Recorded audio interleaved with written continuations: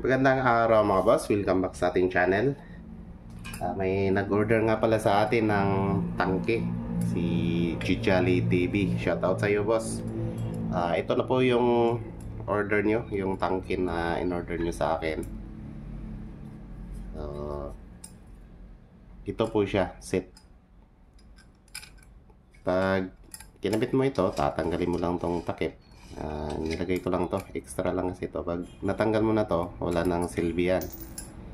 So ganito yung setup po niyan. Ayan. Mas maganda boss kung unahin mo yung frame muna at saka ito. Panghuli na po yung yan. Panghuli na po yung chamber at saka itong reservoir para mas madali mong set up. Itong part na to mas mahaba to kaysa itong nakaset up na. Sinadya ko yan para may allowance ka po na, kasi puputulin mo to kapag sobrang hindi mo pa nakuha yung pinaka level niya. Kasi kung ito yung setup na to, napakababa po ng langis.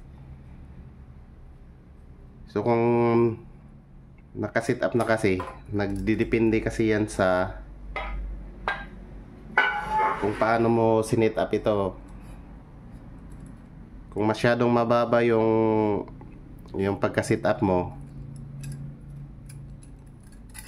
malamang kung maiksi na to ay kakapusin po siya. Kaya ito, kung susundin mo ito boss, 5.5 cm po siya yung reservoir, 2x2 na square tube. So ganyan lang po siya yung setup niya. Bago ka pumutol nito, i-set up mo muna yung lagyan mo muna ng tubig or crudo ba, pero mas maganda kung tubig lang para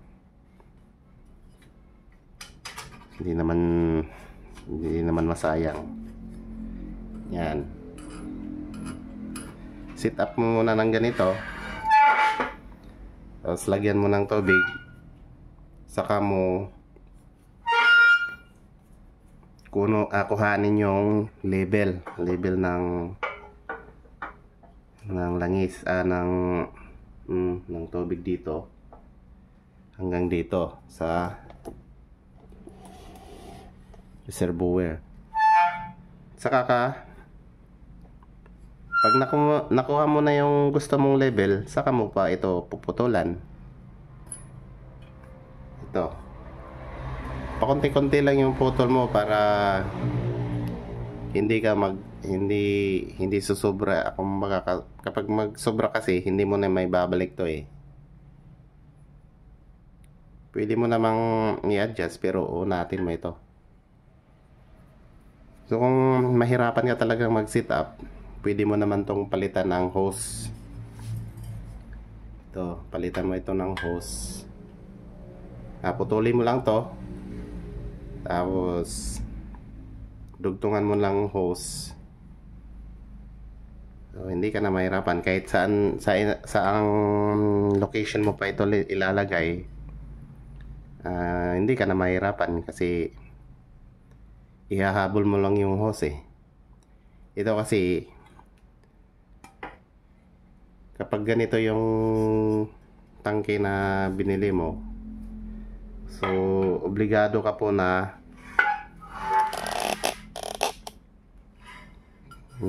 susundin to or gagayahin.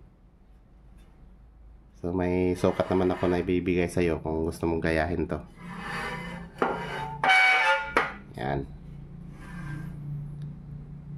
So ipapaship ko na ito ngayon. So maraming salamat sa tiwala.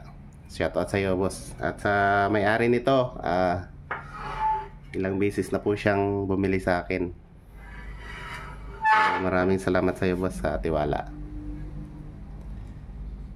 So, sa mga gusto nga palang umorder na hindi ko na re-replyan, pasensya na po kayo. Limited po kasi yung nagagawa ko.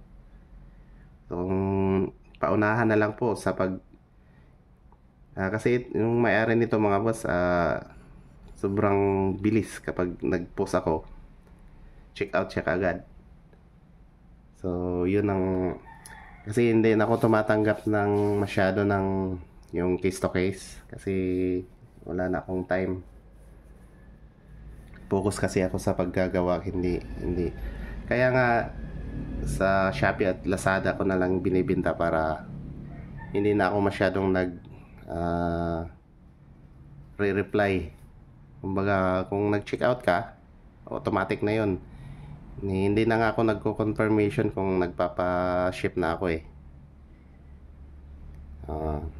So, sana maintindihan nyo, mga boss. Maraming salamat.